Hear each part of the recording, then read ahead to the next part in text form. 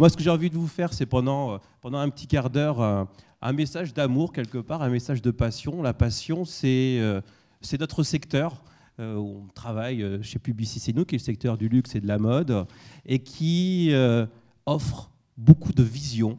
Et on va commencer tout de suite par un premier constat, donc Luxe Fashion Beauty Digital, 6 tendances qui tuent, et une citation que j'aimais beaucoup, luxe et mode, de Saint-Laurent, dans la haute couture, il n'y aura plus rien après Coco Chanel et moi. Donc on voit oser dépasser une forme d'humilité. C'est ce qu'a fait le luxe cette année, en 2012, où naturellement, quand vous êtes publicitaire et que vous vous attaquez au secteur du luxe et de la mode, il y a un mou des autres collègues en disant voilà, le luxe, la mode, c'est pas vraiment du marketing, c'est pas vraiment de la publicité. Et c'est vrai qu'il y a un complexe originel de ce secteur en termes de marketing, mais qui a très vite été dépassé. Et aujourd'hui, le constat que nous faisons sur Dark Planner, chez d'autres que je vois dans la scène, c'est une formidable créativité en matière de digital, une formidable audace qui dépasse de loin ce qui se fait sur le papier glacé. Et cette audace, vous allez la voir en digital, mais aussi ailleurs, à travers 6 tendances qui tuent. Hommage, bien sûr, à Maître Bordas. Alors, je ne sais pas si elles tuent, mais en tout cas, elles font bien plaisir. On va commencer tout de suite par une première tendance que j'aime beaucoup, qui est la LOL légèreté. Alors, qu'est-ce que c'est la LOL légèreté? C'est une tonalité qui est faite pour séduire les jeunes, la ZY. Et là, vous allez voir ce film Kenzo remarquable de LOL légèreté, cette poésie où là, on ose vous regarder et se foutre de votre gueule. Vous voyez un petit peu, alors là vraiment on ne prend pas le consommateur pour un idiot, mais du coup on va singer le rapport à la consommation, peut-être bien plus loin que 99 francs. On va prendre un deuxième exemple de LOL légèreté, Harvey Nichols qui va se moquer des soldes ici et au-delà. Nous sommes dans une fête mondaine et là d'un coup qu'est-ce qui se passe? Le drame. Voilà, on n'est pas dans la LOL légèreté, 2 femmes portent une même robe. Catastrophe. Harvey Nichols, grand magasin du luxe anglo-saxon et qui donne le là en matière de tendance. Et elle se bastonne. Et voilà, un grand film publicitaire ici. On va vite parce qu'il y a beaucoup d'exemples à montrer, mais un vrai régal ici. Troisième tendance, elle est vraiment dans le luxe, avec Louis Vuitton, qui a fait ce petit film pour célébrer l'ouverture de son magasin à Stadt.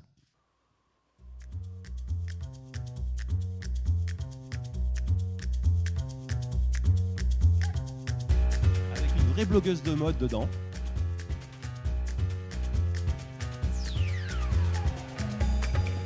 Et là on arrive dans un film complètement fou, très inspiré par Twin Peaks, bien mieux que Les Revenants de Canal+, bien plus drôle. Et c'est cette expression ici du luxe qui ose jouer avec les codes, qui ose jouer avec l'humour, à travers cet amour du brand content qu'a les marques de luxe, qui donne le là. Chaque jour, vous avez un nouveau film de brand content et les marques osent avoir cette tonalité. Deuxième tendance, le SM shopping. Alors pour vous réveiller un petit peu de sexualité, qu'est-ce que le SM shopping? Finalement, on a remarqué que dans le luxe, on aime jouer avec luxe et mode. On aime jouer avec des concepts qui jouent à la fois dans le sadomasochisme et le masochisme du consommateur. Soit le consommateur va traiter les marques avec sadisme, et là c'est l'exemple de Topshop qu'on voit ici, ou la consommatrice peut faire ce qu'elle veut d'un défilé. Le défilé en live sur Internet, c'est vraiment dépassé. Topshop vous transforme en dominant, en maître du défilé, et là vous faites tout ce que vous voulez. Vous prenez en photo, vous achetez la musique, vous prenez le make-up, vous choisissez la robe, vous changez la couleur de la robe et elle vous livre. Vous prenez le contrôle, vous êtes le dominant. Ça, c'est le côté sadique. Mais ce qui est intéressant, c'est qu'aussi le consommateur aime être fouetté. Et 2 exemples de fouettage entre guillemets de consommateurs. On a beaucoup aimé Net-à-Porter, qui à l'ère de l'Internet a provoqué un événement sur un jour à New York à travers des vitrines. Donc le magasin est entièrement fermé ici Et on force la consommatrice, c'est là où le rapport de domination est fait, mais avec ludicité, on force la consommatrice à venir avec son iPhone, son iPad, prendre en photo et consommer. Mais à travers des pièces uniques, eh bien, elle ne pourra consommer ces pièces que ce jour-ci. Elles sont uniques, elle ne pourra pas les consommer ailleurs. Donc ce qui provoque du coup un événement en disant mais je suis obligé d'y aller, je suis obligé de me déplacer, je retrouve le monde réel. Voilà un glissement intéressant entre monde réel et monde virtuel. Je suis obligé de faire un effort, mais en même temps c'est le prétexte, on le voit, à une formidable foule où on se réunit entre copines, entre blogueuses et autres, on partage une même valeur, une même transcendance par rapport à la marque. Mais là, la marque nous force à se nous déplacer et c'est comme ça. Un autre exemple de masochisme très intéressant, c'est Selfridges qui lance ça dans quelques semaines, des magasins no noise. Alors qu'est-ce que c'est? C'est des espaces sans bruit. Et là, du coup, on est vraiment dans une dimension complètement zazen. Là, on prend la domination sur le consommateur, on lui dit tu retires tes chaussures, tu retires ton mobile, tu retires ton iPad, on les kidnappe et tu ne dis plus rien. Espace de shopping de silence, parce que le silence, c'est un luxe. Donc on voit ce rapport ludique qui tue ici, ce SM shopping, où on joue du dominant et du dominé, avec ludicité, avec mise en scène totalement assumée. Tendance numéro 3, métacode. Alors, s'il y a quelque chose vraiment à retenir quand on veut comprendre le rapport sophistiqué qu'entretient la gêne Y et le luxe, la gêne Y est un sujet particulièrement cher à Dark Planner, on travaille énormément et je vous donne un scoop, on prépare un livre pour la fin d'année sur la gêne Y et ses secteurs, donc ça c'est un scoop que j'offre au Labcom, donc vous pouvez tweeter, comme ça le buzz se fait. Donc voilà, tout est fait, on fait un peu d'auto-promo. Mais qu'est-ce qui est intéressant ici? Donc là, quand vous voyez des agences, on dit voilà, faites du brand content. En effet, le brand content est fondamental. Le brand content est une arme relationnelle, il faut le comprendre en tant que tel. Mais au-delà de ça, quel brand content pour les marques de luxe quand on veut toucher les jeunes? Ce qui est important, bon, les jeunes adorent des histoires de marque, mais attention, des histoires utiles. Et s'il y a vraiment une utilité, ce n'est pas forcément la vieille histoire du créateur qui peut séduire, mais qui peut être extrêmement chiante. Non. Ce que veulent cette cible, c'est apprendre, pouvoir s'approprier des codes pour définir un vestiaire unique.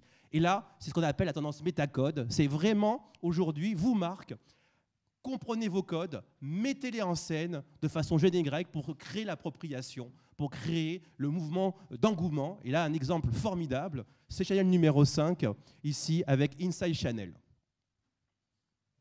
où on voit un film développé à la Loïc Préjean, où on trouve des codes vraiment, cette direction artistique, c'est fondamental pour la gêne Y.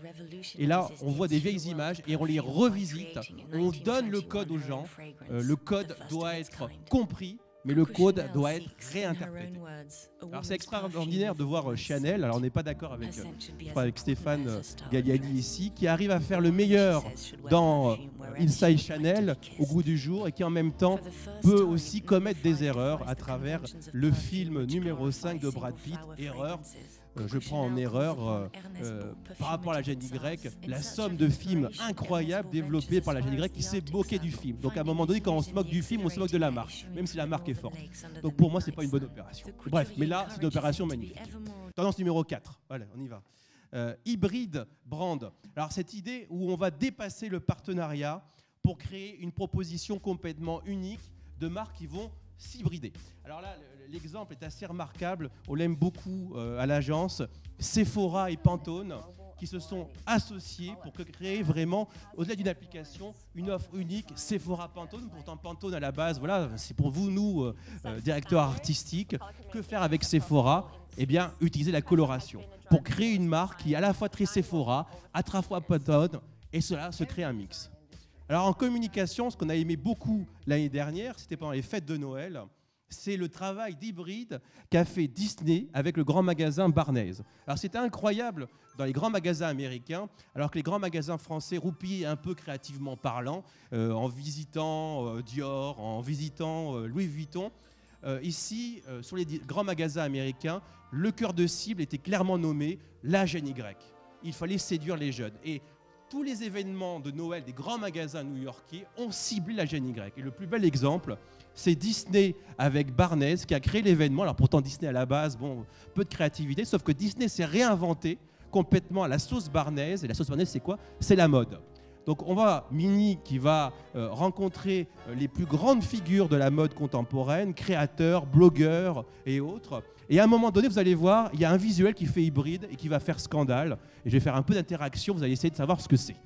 Donc à un moment donné, il y a scandale. Voilà le scandale. Le scandale, c'est la transformation de ces silhouettes en silhouettes mode. La rondeur du dessin animé, les personnages Disney sont devenus hybrides, sont devenus slim, sont devenus limite anorexiques, se sont mis aux couleurs, à la dimension de la mode, et ça a créé un buzz énorme. Vous voyez un peu cette hybridation ici, même pour plein d'associations, c'était un véritable scandale. Au contraire, c'était une fierté, une compréhension. Voilà de l'hybridation à son meilleur en communication, et je vous invite à regarder sur YouTube les vitrines qui étaient remarquables.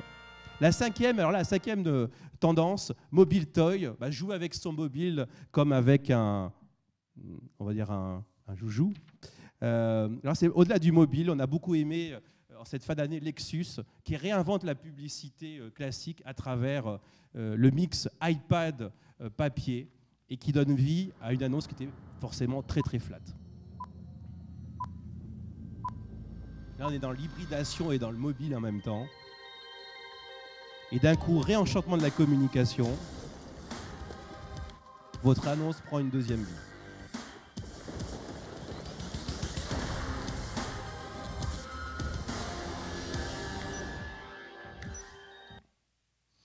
Bon, Mobile Toy, là aussi, une vie mobile, une vie service. L'accentuation de Nike avec The Mission Starts With You. Donc où là, phénomène extraordinaire, où le mobile, la mobilité au sens large transforme une marque, où Nike dépasse la dimension de chausseur pour devenir une marque de service en rendant le mobile une zone de jeu totale, puisque finalement, à travers cette offre ici, le monde devient une zone de jeu et Nike devient le compteur GGR des calories que vous gaspillez avec votre jeu. Mobile Toy. La dernière tendance, on l'aime beaucoup parce qu'elle est vraiment purement prospective, le luxe connecté. Je ne sais pas, certains devaient être au web où on a découvert toute la potentialité des objets connectés au web et on sent venir dans le luxe une potentialité énorme pour ce luxe connecté. Imaginez une valise Vuitton qui intègre un service de connaissance de la ville, de city guide. Donc le luxe connecté peut apporter une nouvelle dose au luxe en termes de services. Et ça commence avec cette application Donna Karan qui offre sur 4 modèles de robes une translucidité totale, une transparence totale, où vous pouvez suivre en temps réel la connexion de la robe qui va naviguer à travers le monde, et vous allez découvrir de point de production jusqu'au point de réception. Alors ces robes ne sont pas des robes lambda, ce sont des robes de 4 stars qui ont participé au Golden Award, et vous avez cette transparence. Donc véritablement, on a cette idée que cette robe devient connectée aussi et qui enrichit en fantasme cet objet de luxe. Donc tout simplement ici, c'était 6 petites tendances avec beaucoup d'humilité. Est-ce que c'est des tendances? En tout cas, c'est des aspirations qui donnent envie à un meilleur aujourd'hui. Merci à vous. On a une petite question. Vous avez parlé du fait que le silence était un luxe. Alors est-ce que le positionnement donc, sur les médias sociaux, donc, qui est un environnement très bruyant, est-ce qu'il n'est pas quelque part en contradiction avec le positionnement élitiste et assez rare du luxe? C'est une vraie question. Je vais vous répondre par une phrase un petit peu concept. C'est vrai que pour les médias sociaux, il faut savoir gérer le silence. Il faut savoir, pour les marques de luxe, il faut savoir gérer le silence. Mais le plus important dans les médias sociaux, il faut qu'une marque de luxe trouve sa voix. Alors ça paraît très simple comme ça, mais trouver sa voix est fondamental. On voit trop de marques de luxe qui développent du contenu Facebook, certes de qualité, mais qui n'a pas de voix, qui ressemble à la voix de tous. Donc, j'ai envie de dire, au-delà du silence, il faut une voix. Merci Eric.